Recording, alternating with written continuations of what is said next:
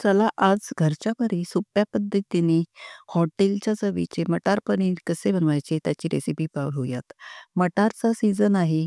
वेगवेगळ्या रेसिपीज तर ट्राय करायलाच हव्यात. नमस्कार, मी वर्षा. वेन्स किचनमध्ये तुमचे स्वागत आहे. चला तर वळूयात कृतीकडे. त्यासाठी सर्वात आधी एक झटपट मसाला तयार करून घेऊयात. एक मोठा कांदा उभा चिरून कढईत घेतला आणि 1 चमचा तेल घालून अगदी सोनेरी रंगावर परतून घेतला. कांदा थोडा मऊ झाल्यावर 2 चिरलेले टोमॅटो घालूयात आणि परतून घेऊया. मिनिटभर परतल्यानंतर थोडे मीठ घालूया. मिठामुळे टोमॅटो लगेचच मऊ पडायला मदत होईल आणि थोडे परतून झाल्यावर झाकण ठेवून मिनिटभर वाफ देऊ. इकडे मिक्सरच्या भांड्यात अर्धा इंच आलं, 4 ते 5 लसूण पाकळ्या आणि भाजून थंड करून घेतलेले कांदा, टोमॅटो आणि 4 ते 5 काजू घालूयात आणि मिक्सरला वाटून घेऊयात. आता कढई फोडणीसाठी 1 चमचा बटर घालून त्यात 2 चमचे तेल घालूयात म्हणजे बटर करपणार नाही आणि मग बारीक चिरलेला अर्धा कांदा घातला. मग मिक्सरला फिरवून घेतलेले वाटण घालून अगदी चांगले तेल सुटेपर्यंत परतून घेऊयात. आता सुके मसाले घालूयात. 2 ते 3 चमचे लाल मिरची पावडर, अर्धा चमचा हळद, 1 चमचा धणे पावडर, 1 चमचा गरम मसाला, अर्धा चमचा जिरं पावडर घालून अगदी मिनिटभर परतून घेऊयात. हे परतून होईस्तोवर मी थोडे ताजे मटार पाण्यात वाफवून घेणार आहे.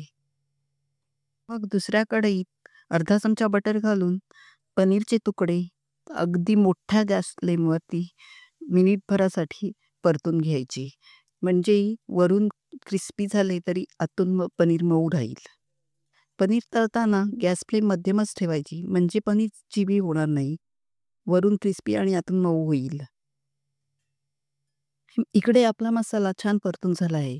आता यात मी वाफवून घेतलेले मटार घातले आणि परत मिनिटभर परतून थोडे शिजवून घेतले. मी हे आधीच वाफवून घेतले आहेत म्हणून असेच डायरेक्ट फक्त परतून घेतले आहेत. तुम्हाला पाहिजे असतील तर पाणी टाकून हे शिजवून घेऊ शकता.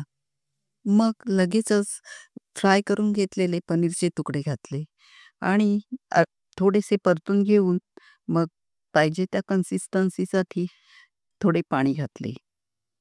आता याला थोडी उकळी येऊ द्यायची आणि त्यानंतर झाकण ठेवून 1-2 मिनिटे वाफ द्यायची. म्हणजे सर्व मसाले आणि मटार पनीर छान एकजीव होतील. आता चमच्याने सगळे जिन्नस मिक्स करून चवीपुरेसे मीठ घालूयात आणि झाकण ठेवून छान वाफ देऊयात. हे बघा आता आपलं हे अशा कन्सिस्टन्सीचं दाटसर असं आणि चविष्ट मटार पनीर तयार आहे. आता वरून थोडी कोथिंबीर पेरूयात. आता आपली छान अशी चमचमीत मटार पनीरची भाजी तयार आहे. ही तुम्ही पुरी, भाकरी, चपातीसोबत याची चव अप्रतिम लागते.